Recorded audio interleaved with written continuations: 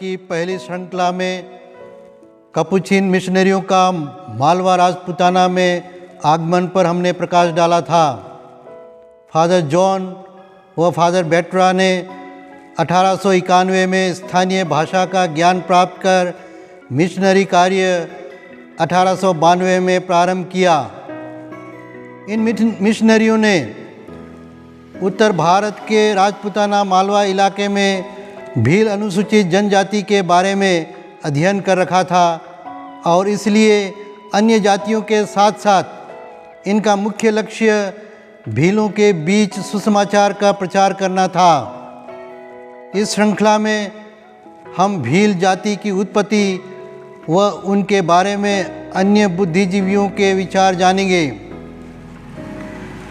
विश्व में सबसे ज़्यादा अनुसूचित जनजातियां हैं तो अफ्रीका महाद्वीप में, दूसरे स्थान पर एशिया महाद्वीप का भारत देश आता है।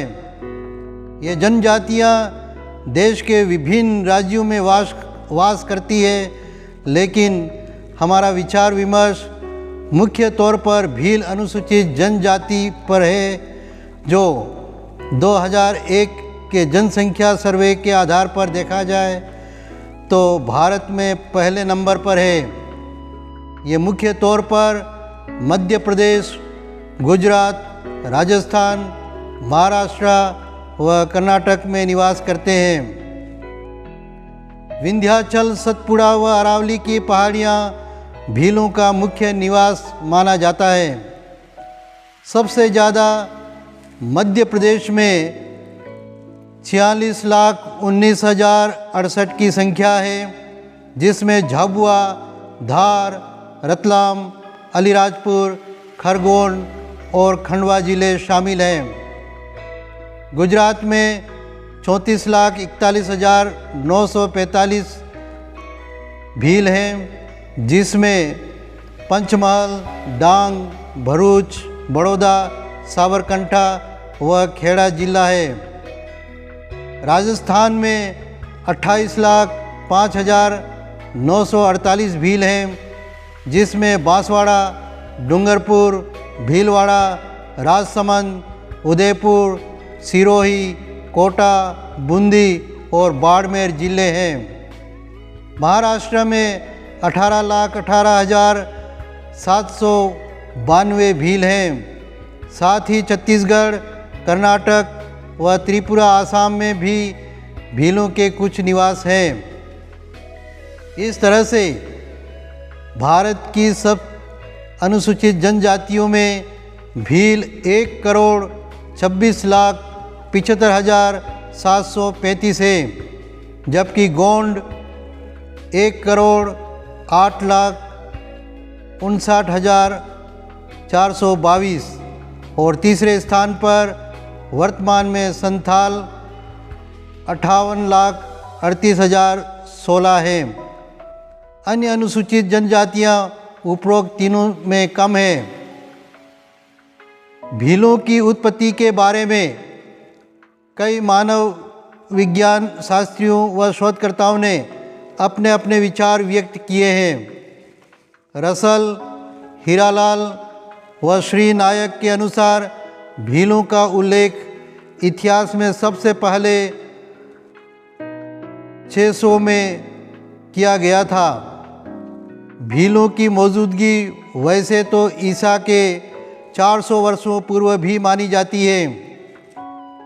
मेजर एरिक्सन सन 1908 में, विल्हेम कोपर 1939 में, टीबी नायक 1956, एसएल दोषी 1971 और रासल 1975 में भीलों पर शोध करते हुए यह मानते हैं कि भील शब्द द्रविड़ियन भाषा के शब्द बीलू से आया है, जिसका अर्थ है धनुष, जो भील जनजाति के चरित्र चित्रण से मिलता है।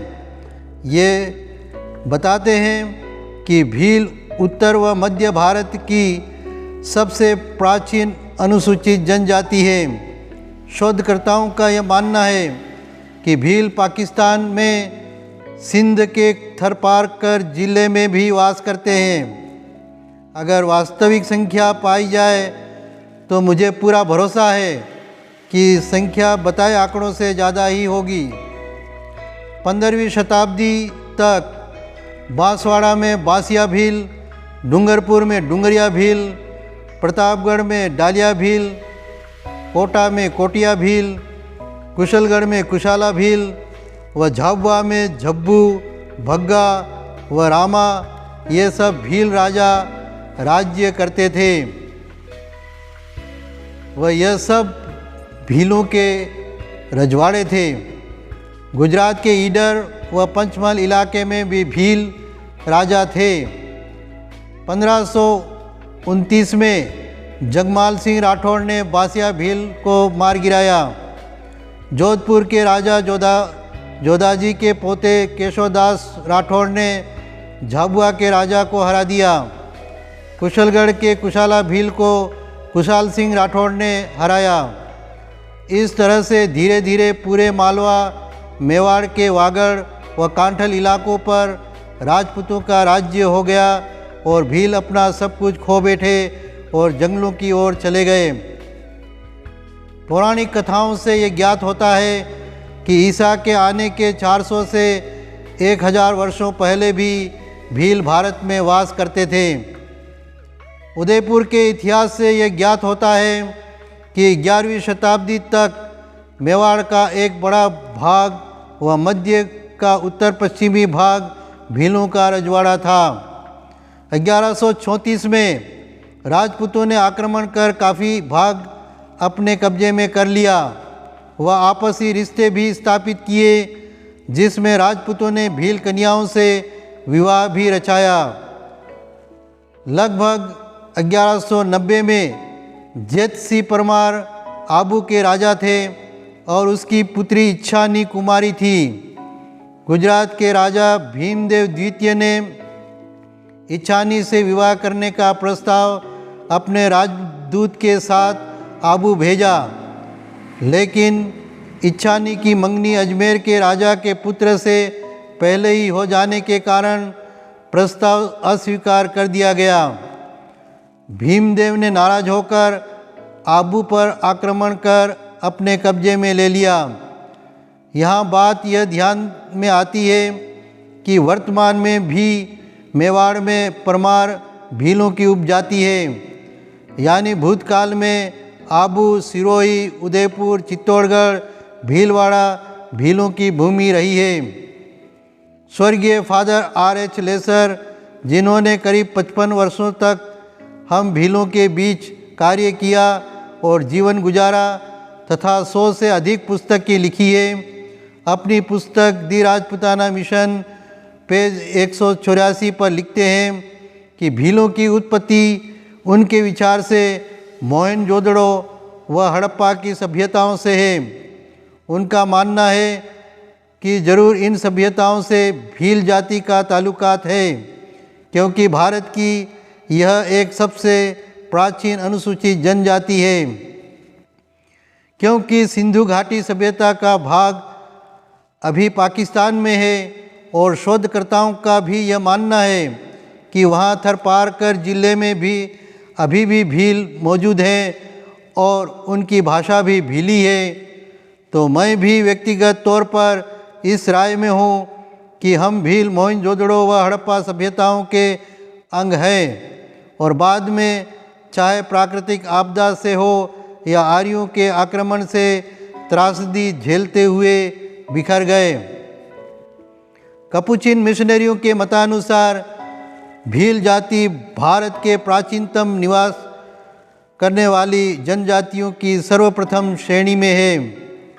कुछ आधुनिक लेखक इन्हें ऑस्ट्रेलियाई उपजातियों की श्रेणी में रखते हैं। उनका कहने का तात्पर्य है कि इनकी उत्पत्ति ऑस्ट्रेलिया की आदि युगीन प्रजातियों से हुई है। उन लेखकों का मत इस तथ्य पर आधारित है कि अब कभी ऑस्ट्रेलिया से लेकर अफ्रीका तक भारत और माडागास्कर को जोड़ते हुए पृथ्वी का एक ही भूभाग था। कई सालों बाद भूगर्भीय हलचल के कारण भूभाग जलमग्न हो गया और वर्तमान ऑस्ट्रेलिया, भारत, माडागास्कर तथा अफ्रीका जैसे देश अस्तित्व में आए। लेखकों का मत है कि ऑस्ट्रेलिया के आदिवासी और भीलों के बीच बहुत सारी जनजातीय समानताएं हैं। शुरुआती कपुचिन मिशनरियों ने अलग अलग जनजातियों का अध्ययन अच्छी तरह से कर रखा था और उनमें फादर चार्ल्स की लगन व रुचि भीलों के प्रति असीमित थी। इसलिए 19 नवंबर 1895 को गाड़ा घाट भील मिशन की देखरेख के लिए उन्हें भेजा गया। उन्होंने बिना वक्त गवाए मिशनरी कार्य प्रारंभ किया, लेकिन थोड़े ही समय में वे भाग गए कि वहाँ रहकर केवल भील मिशन का सपना ही देखना है, सपना साकार नहीं हो सकता। इसलिए उन्होंने अपने अधिकारियों के सामने स्थान बदलने का सुझाव रख दिया। आगे की श्रृंखला में हम फादर चार्ल्स के नए स्थान की खोज पर प्रकाश डालेंगे।